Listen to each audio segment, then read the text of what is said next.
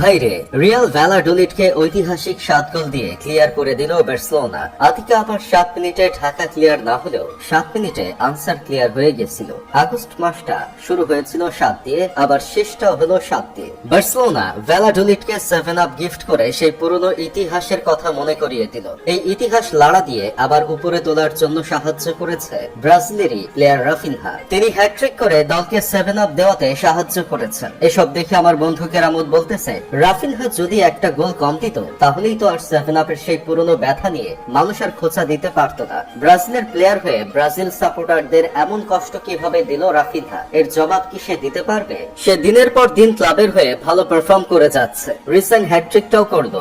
অথচ তার মতো একজন নিয়মিত পারফর্মার প্লেয়ারকে বিশ্বকাপ কোয়ালিফায়ার ম্যাচে ডাকা হয়নি। দরিবাল জুনিয়র আসলেই অনেক উচ্চ জাতের একজন কোচ। তিনি চেষ্টা করছেন ব্রাজিলকে 2014 সালের মতো ভয়ঙ্কর রূপে ফিরিয়ে আনতে। ভালো প্লেয়ার রেখে সব ফ্লপ স্টার প্লেয়ার দিয়ে দল সাজিয়ে যাচ্ছেন তিনি। এখন মাদ্রিদ ফ্যানরা বলতেছে, বার্সেলোনা আরেকটা গোল দিলে কি এমন ক্ষতি হয়ে যেত? তাহলেই তো 8টা গোল খাওয়ার নিজেদের ইতিহাসটা নিজেদেরই মনে পড়তো। আরেকদিকে বার্সেলোনা ফ্যান হয়েও নিজের দল যেন একটা গোল খায় সেজন্য দোয়া করতেছিল শত শত বার্সা ফ্যান। কারণ একটা গোল খাইলেই যে 7-1 গোল খাওয়ার স্মৃতিটা একটু ভালো করে মিলে যেত। তবে হ্যান্সি ফ্লিক বার্সেলোনায় আসার পর একটা ভালো পরিবর্তন দেখা যাচ্ছে। এই লোকটা যখন বায়ার্ন মিউনিখের কোচ ছিল তখন তার আন্ডারে খেলেই বায়ার্ন বার্সেলোনাকে 2 হালি ভরে দিছিল। এখন সেই কোচই বার্সেলোনায় আসার পর এক দলকে 7 আপ উপহার দিল। সেই সাথে লা লিগার 4 ম্যাচের মধ্যে 4টা ম্যাচ জিতেই পয়েন্ট টেবিলের উপরে অবস্থান করে নিয়েছে। এখন অনেকেই বলাবলি করছে যে বড় কোনো দলের সাথে খেলা হলে বোঝা যাবে, কিন্তু এখন যেভাবে খেলছে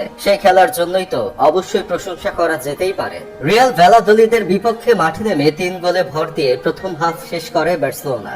সেকেন্ড হাফে মাঠে নেমে আরো 4 গোল দিয়ে একটা বড় ব্যবধানে জিতে যায় তারা, যেখানে রাফিনহা করেন হ্যাট্রিক। সেই সাথে Lewandowski, Dani Olmo, Jules কুন্ডে, Ferran Torres একটা করে গোল করে 7 আপের ভাগিদার হন। এখন একটা বিষয় নিয়ে কথা না বললেই নয়, কিছুদিন আগে শেষ হওয়া ইউরোর সেরা তরুণ খেলোয়াড় হলো লামিন ইয়ামাল। গোল বা অ্যাসিস্ট করে গেল নকআউট স্টেজের প্রত্যেকটা ম্যাচে তিনি অবদান রেখেছেন। অনেকের মতে টুর্নামেন্টের সেরা খেলোয়াড়ও লামিন। সেই লামিন ইউরোর ফর্ম ক্লাবেও ধরে রেখেছে। লা লিগায় এখন পর্যন্ত 4 ম্যাচ খেলেছে লামিন, 4টিতেই গোল বা অ্যাসিস্ট পেয়েছে। রাফিনহার দ্বিতীয় গোলের অ্যাসিস্টও তার, এমনকি এই ম্যাচে 2টি অ্যাসিস্ট করেছেন সে। তার এই ধারাবাহিকতা যদি ধরে রাখতে পারে তাহলে আরো একটি মেসি পেতে পারে বার্সেলোনা। তবে মেসির মতো আরো একটি প্লেয়ার পাওয়া কি আসলেই সম্ভব? এটা বিশ্বাস করা অনেকটাই কঠিন অনেকের কাছে। এখন কি তাহলে রিয়াল মাদ্রিদকেও চুনা লাগিয়ে দিয়ে লা লিগা শিরোপা জিততে পারবে, নাকি প্রথমে একটু উড়ে পড়ে আবার ডানা ভেঙে পড়ে যাবে বার্সেলোনা? সেই বিষয়টা হয়তো প্রমাণ হয়ে যাবে এল ক্লাসিকোতে। এবারের এল ক্লাসিকো হতে যাচ্ছে আসলেই অনেক উত্তেজনাপূর্ণ।